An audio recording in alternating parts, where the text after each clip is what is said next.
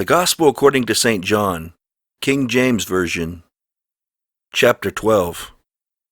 Then Jesus, 6 days before the Passover, came to Bethany, where Lazarus was, which had been dead, whom he raised from the dead.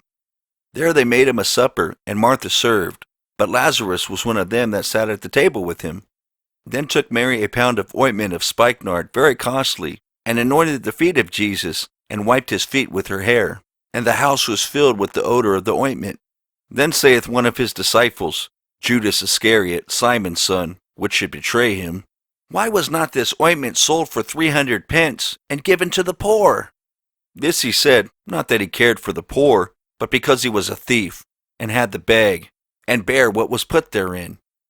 Then said Jesus, Let her alone. Against the day of my burying hath she kept this. For the poor always ye have with you, but me you have not always. Much people of the Jews therefore knew that he was there, and they came not for Jesus' sake only, but that they might see Lazarus also, whom he had raised from the dead. But the chief priests consulted that they might put Lazarus also to death, because that by reason of him many of the Jews went away and believed on Jesus.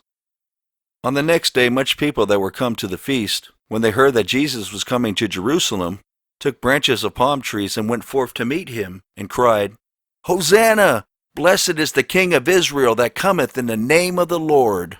And Jesus, when he had found a young ass, sat thereon, as it is written, Fear not, daughter of Zion. Behold, thy king cometh, sitting on an ass's colt. These things understood not his disciples at the first, but when Jesus was glorified, then remembered they that these things were written of him, and that they had done these things unto him.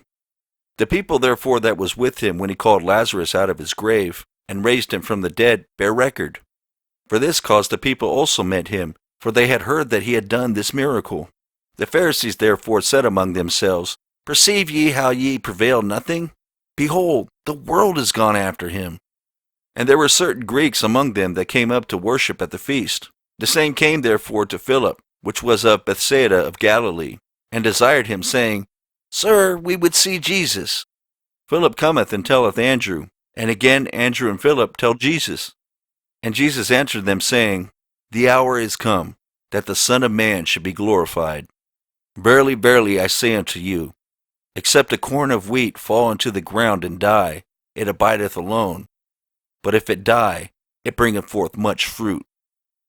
He that loveth his life shall lose it, and he that hateth his life in this world shall keep it unto life eternal. If any man serve me, let him follow me, and where I am, there shall also my servant be.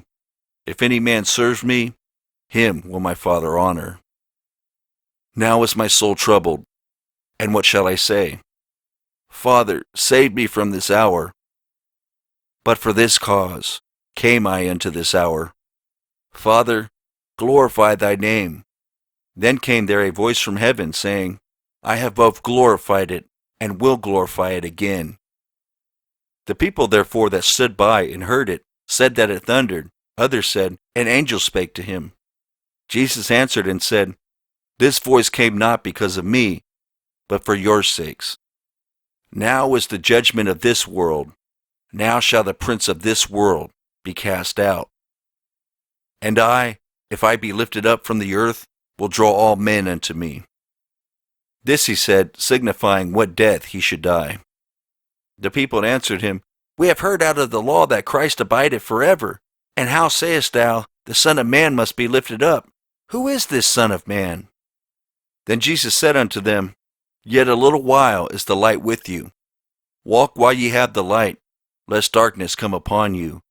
For he that walketh in darkness knoweth not whither he goeth. While ye have light, believe in the light, that ye may be children of light. These things spake Jesus, and departed, and did hide himself from them. But though he had done so many miracles before them, yet they believed not on him, that the saying of Isaiah the prophet might be fulfilled, which he spake, Lord, who hath believed our report? And to whom hath the arm of the Lord been revealed?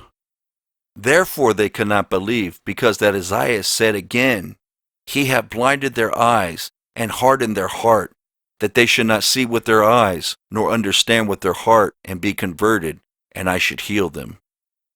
These things said Esaias when he saw his glory, and spake of him. Nevertheless, among the chief rulers also many believed on him.